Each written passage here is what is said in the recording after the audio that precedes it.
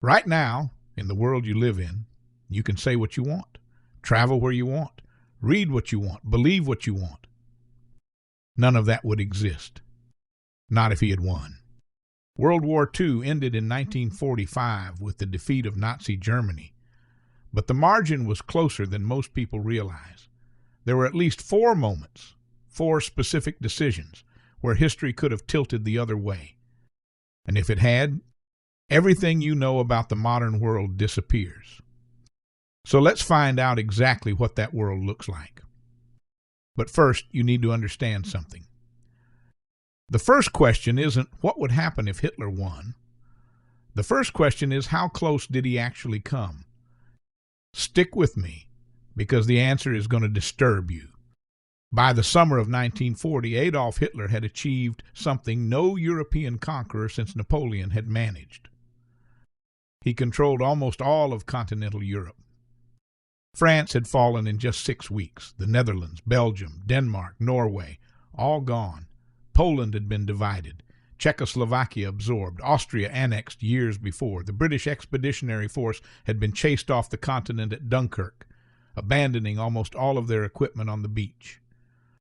In June 1940, Hitler stood at the Eiffel Tower and had his photograph taken. He was not losing, he was winning decisively. And right now, this is the moment historians point to, the summer of 1940, the moment where the war balanced on a knife edge. Because Hitler had three options in front of him, and the one he chose was the wrong one. Option 1, invade Britain, cross the English Channel before the Royal Air Force could recover, knock out the last major Western power. Option 2, drive south through Spain, take Gibraltar, cut off the Mediterranean, and choke Britain of its empire. Option 3, wait, consolidate, build an unassailable fortress Europe, and let Britain exhaust itself trying to fight back. He chose none of these cleanly. Instead, he launched the Battle of Britain, a bombing campaign to destroy the RAF, and then just as it was working, he made his first catastrophic mistake. He switched targets. Instead of bombing RAF airfields, which were on the verge of collapse, he ordered the bombing of London, the Blitz, civilian targets. The RAF survived, Britain survived. That was the first fork in the road. But here's what changes everything. June 22, 1941. Against the advice of his generals, against the logic of his own strategic position, Hitler launched Operation Barbarossa, the invasion of the Soviet Union. 154 divisions, over 3 million soldiers, the largest land invasion in human history. And for the first 6 months it worked. German forces tore through the Soviet lines, advancing hundreds of miles, capturing millions of prisoners. By October, they could see the spires of Moscow on the horizon. Then winter hit. German soldiers in summer uniforms, equipment freezing, supply lines stretched to breaking point. The Soviets, who had been retreating for months, held. That was the second fork. And then came December 7, 1941. Japan bombed Pearl Harbor, and Hitler, under no strategic obligation whatsoever, declared war on the United States. 4 days later, for no clear reason. That was the third fork. So, to answer the first question, how close did he actually come? Closer than you think. If he doesn't invade the USSR, he controls a European empire that may be militarily unassailable. If he doesn't declare war on America, the United States has almost no public appetite for entering a European war. He was genuinely, perhaps 3 decisions away from winning. Which brings us to the real question. If those 3 decisions go the other way, what does the world actually look like? Because it is not what you expect. Let's say it's 1943. Hitler has consolidated Europe. Britain has signed a negotiated peace, humiliating but not an occupation. The Soviet Union, without American supplies, without a second front, has been pushed back to the Ural Mountains. A ceasefire holds. The war, for practical purposes, is over. Hitler has won. So what does Europe look like now? First, the genocide does not stop. If anything, it accelerates. The Holocaust in our timeline was carried out largely in secret, in camps hidden in occupied Poland, away from German civilians, away from the world. If Germany wins, that secrecy is no longer necessary. The General Plan Ost, Hitler's master plan for Eastern Europe, called for the elimination or enslavement of approximately 80 million people in Poland, Ukraine, Belarus, and the Baltic states. Slavic peoples were to be killed, expelled into Siberia, or reduced to a slave labor class serving German settlers. The numbers historians have calculated are almost impossible to comprehend.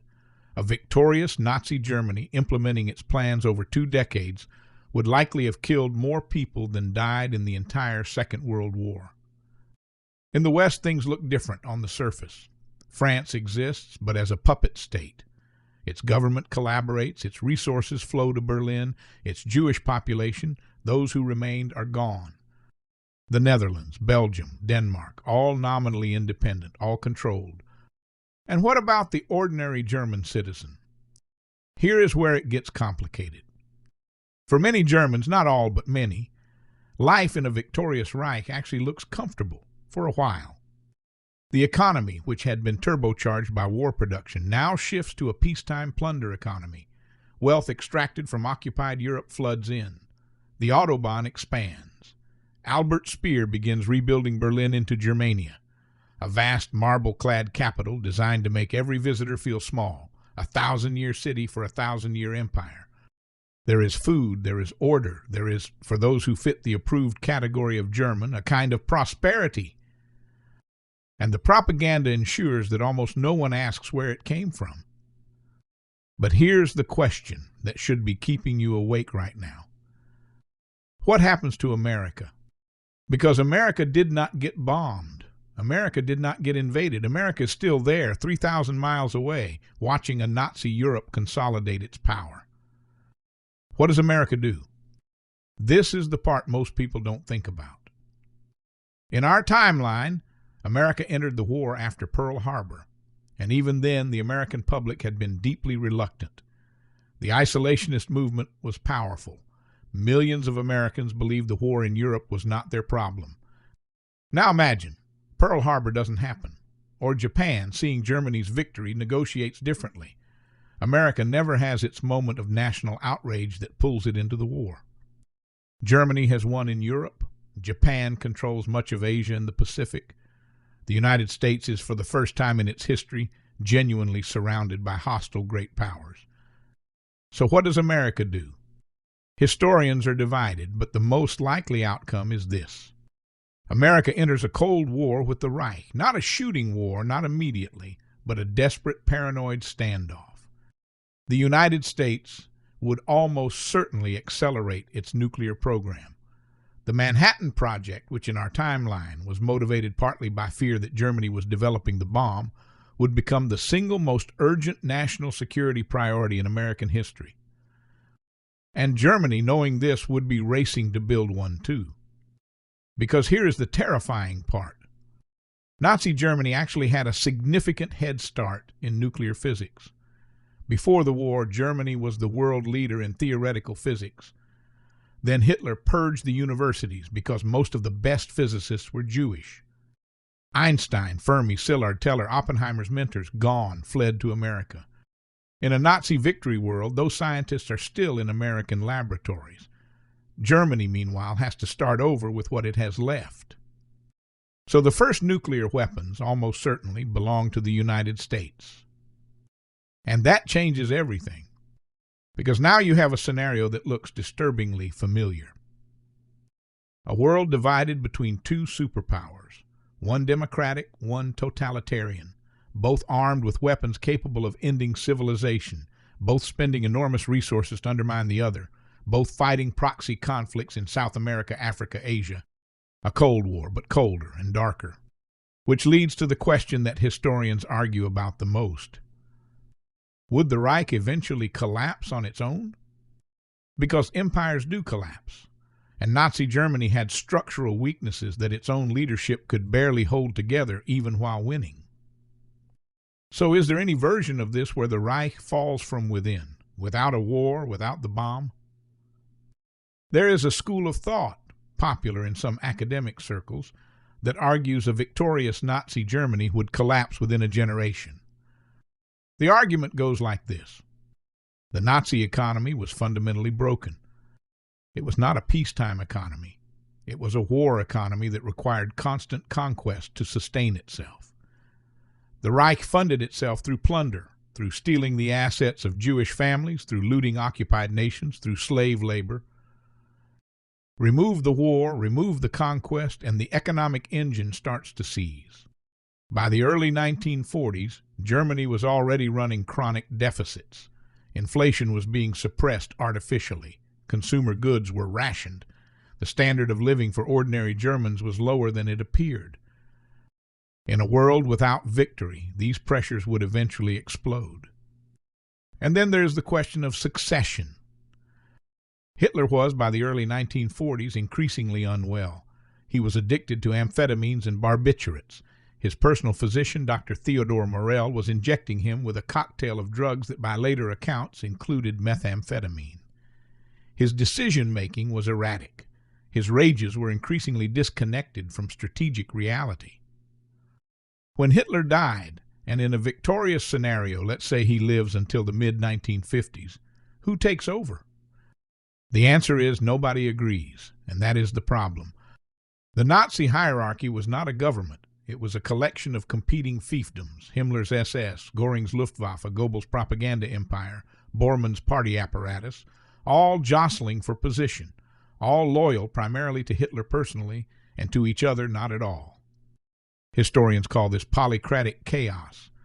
The Reich was simultaneously a dictatorship and a bureaucratic civil war. Remove Hitler, and the whole thing risks fracturing into factions. So yes, there is a real argument that the Reich collapses, that within 20, 30, 40 years the internal contradictions tear it apart, that some reformist faction or some military coup moderates it into something less overtly murderous, though still deeply authoritarian. But here is the counter-argument, and this is the one that should give you pause. Evil empires can last a very long time. The Soviet Union lasted over 70 years, and it too was economically dysfunctional, ideologically rigid, and maintained by terror and propaganda.